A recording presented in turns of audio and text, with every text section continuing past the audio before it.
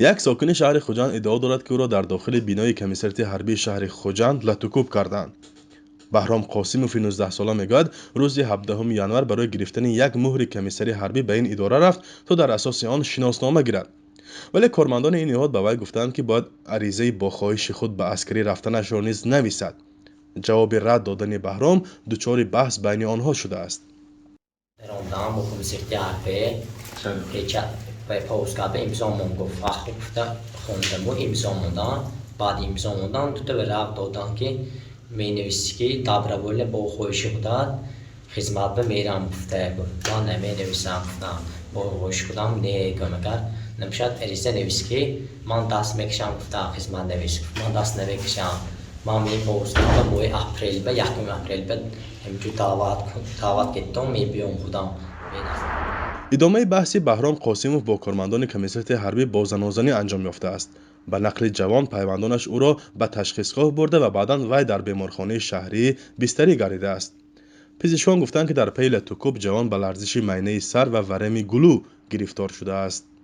باور کرد دکتر خودش زد کادنام به بیوشتم که پیشونگوی شاکی من قبله خیزونتس آوشون منه آوشون این دروخ که داز گفته از گفت سلامه پاتوف که بیوش اخوانی خوروان با دروخ که داز گفته زد توش به اوار میوادگی بود زد وش بله بیارم سونی خونه چشم بودم جو گفته درمونده با زد دو سیت زد اونجوری که ایدلگه پاتوف دیوان بود رفته قبطان یکتا معلمه خیسته دو چوکار گفته سونی خلاص کردن میسر ناصیر و مادر بهرام میگوید یک هفته به این سو خودش دارو درمان میکند و 800 سامانی خرج کرده است.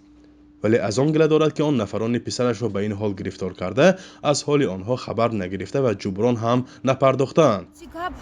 وقتی که من این بیمارخانه اومده خوابوندم اول و این پروکراتورا اومدن خیلی یکتا همونجور مراجعت کردم دیگر هیچ جا ندیدم که من و این پروکراتوری هم اومده همون آدمه مثلا نه اومدن ممکن من یگون مبینشان یگون گپ زدگی می خداشون میدونن لیکن دیگر نه اومدن بچه من خبر گیره.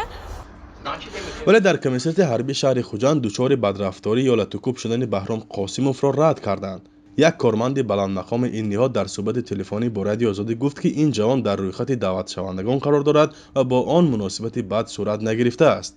خود بهرام و مادرش میگن هیچگاه از خدمت حربی نیتی سرکشی نداشتند.